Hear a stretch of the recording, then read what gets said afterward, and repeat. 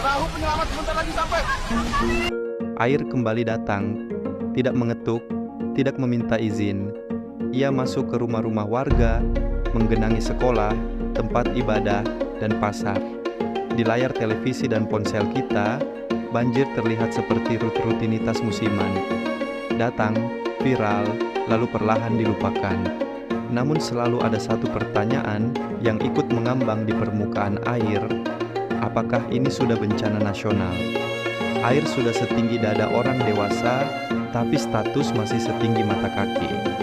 Bukan karena dampaknya kecil, melainkan karena sebuah bencana harus melewati tahapan administratif sebelum dianggap nasional.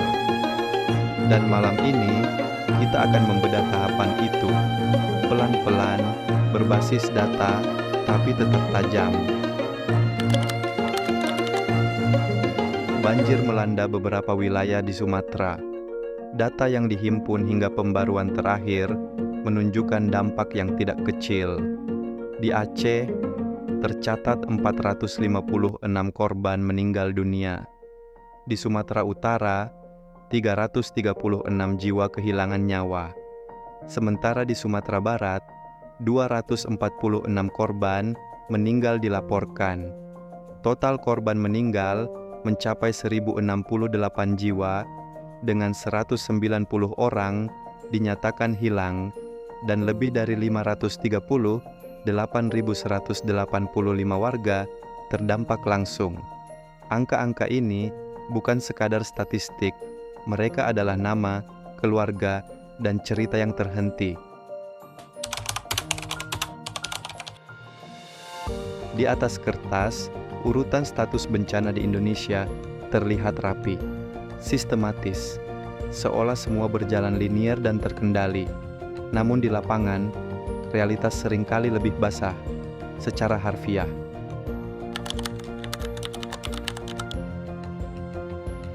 Biasanya ditetapkan ketika banjir mulai merendam puluhan rumah. Contohnya saat satu kecamatan terendam, bupati atau wali kota menetapkan status darurat lokal. Bantuan datang, tapi terbatas. Logistik cukup untuk beberapa hari. Setelah itu, warga diminta bersabar.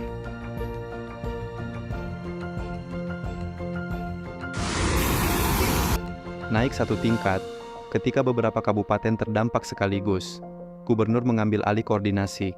Contohnya, ketika banjir meluas lintas daerah dan akses jalan utama terputus, bantuan bertambah, posko diperluas. Tapi di titik ini, narasi yang sering terdengar adalah daerah masih mampu.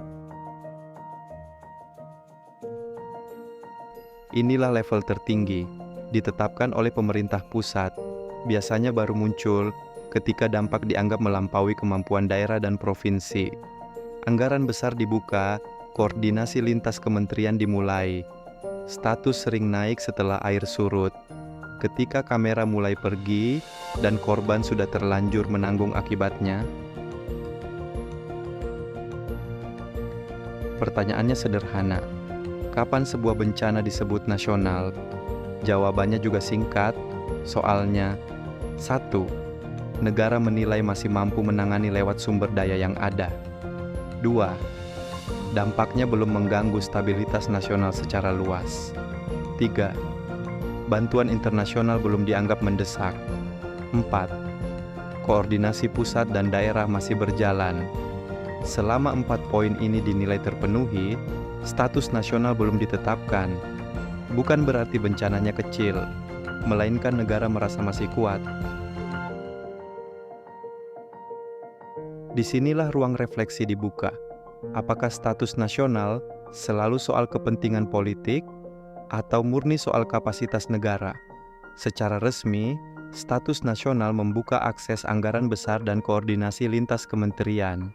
Namun ia juga membawa konsekuensi, sorotan publik, evaluasi kebijakan, dan pengakuan bahwa skala bencana telah melampaui batas daerah. Maka pertanyaannya bukan sekadar kenapa belum nasional, melainkan seberapa lama negara merasa masih mampu. Bagi warga terdampak, status sering terasa abstrak, yang nyata adalah air, lumpur, kehilangan, dan ketidakpastian. Status tidak mengeringkan rumah, tidak mengembalikan nyawa, tapi ia menentukan seberapa cepat bantuan datang dan seberapa besar perhatian diberikan. Dan di titik ini, publik tidak salah jika bertanya, apakah kita menunggu angka bertambah atau kepekaan yang lebih dulu naik? Pada akhirnya, status bencana adalah soal keberanian mengambil keputusan, bukan soal angka semata, melainkan soal kecepatan dan kepekaan. Jika air sudah menelan rumah, jika korban terus bertambah, tapi status masih diperdebatkan, maka ada yang perlu kita akui bersama. Mungkin masalahnya bukan pada bencana, melainkan pada cara kita mengakuinya. Negara boleh merasa mampu, pemerintah pusat boleh yakin situasi terkendali. Tapi bagi warga yang tidur di pengungsian, kata mampu sering terdengar seperti jargon yang tidak pernah benar-benar datang. Karena dalam sejarah bencana di negeri ini, satu pola berulang. Bantuan sering menyusul setelah penderitaan lebih dulu viral. Dan pertanyaan terakhir untuk kita semua, apakah status bencana dibuat untuk melindungi warga atau untuk menenangkan laporan?